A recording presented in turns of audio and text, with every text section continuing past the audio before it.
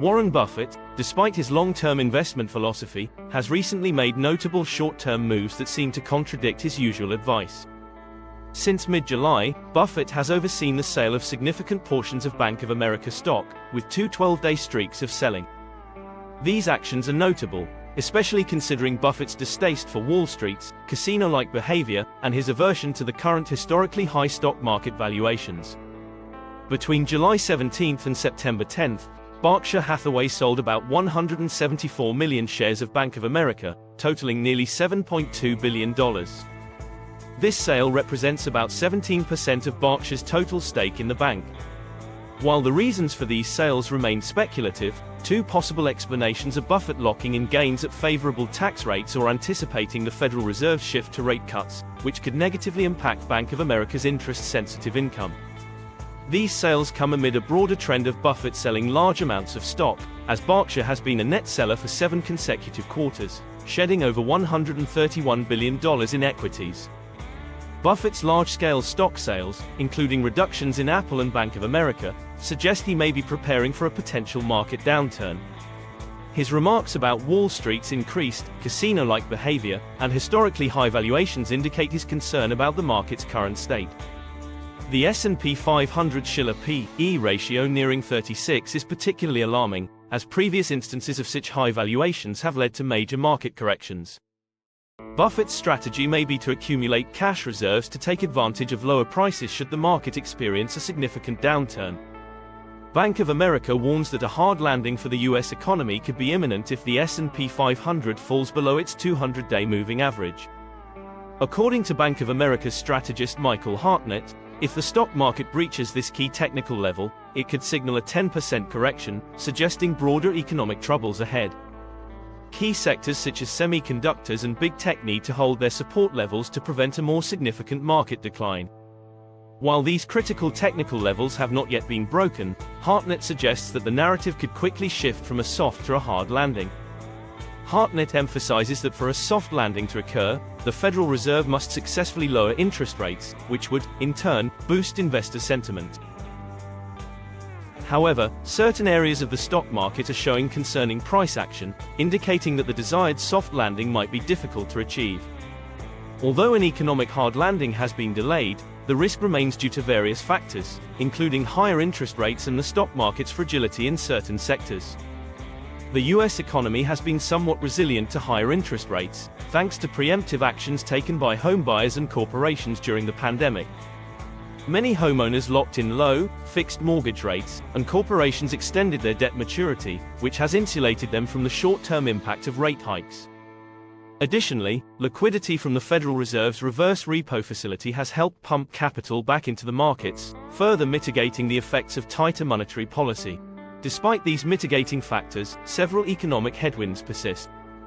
The commercial real estate market is struggling, with high vacancies and falling property values, and many borrowers are facing difficulty renewing loans due to prohibitively high rates.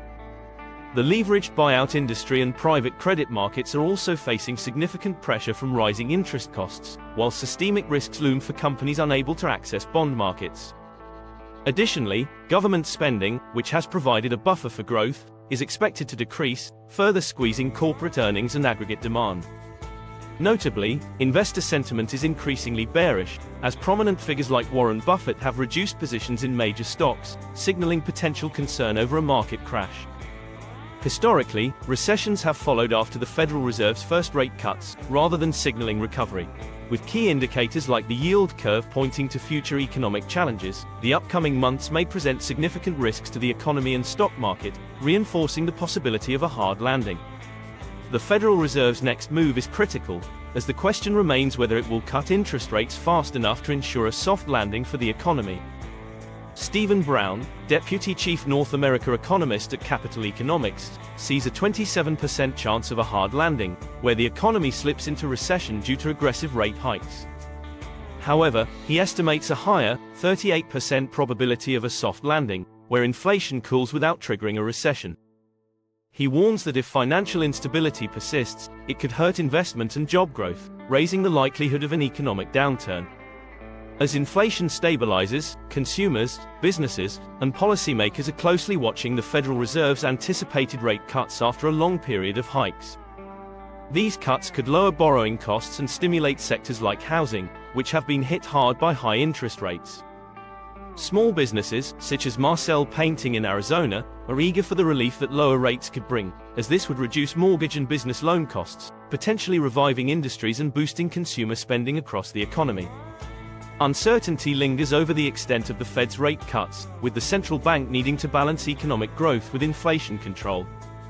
Chair Jerome Powell has emphasized the Fed's commitment to achieving a soft landing, curbing inflation without tipping the economy into a recession.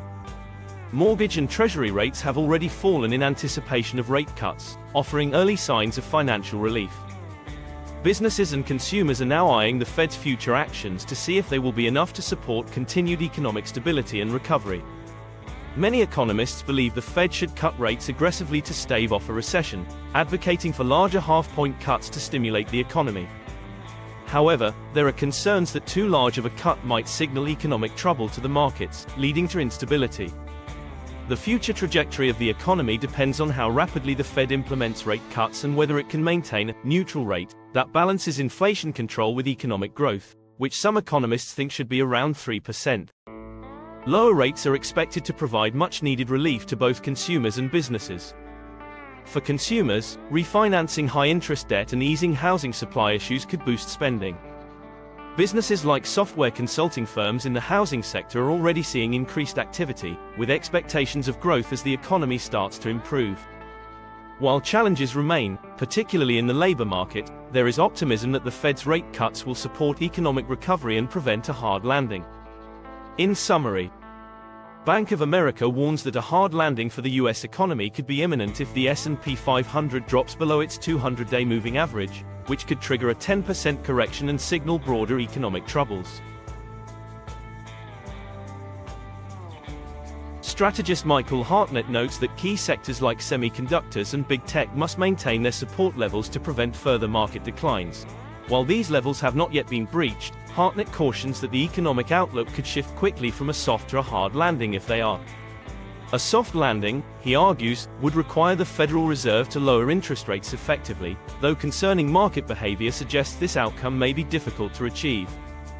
Despite some resilience in the economy due to pre-pandemic financial moves, risks like high interest rates and commercial real estate struggles continue to threaten broader economic stability. Don't miss out on the video above. Thanks for watching. Good luck and good profit, by Edward Cash Trader. Please read the disclaimer in the description below.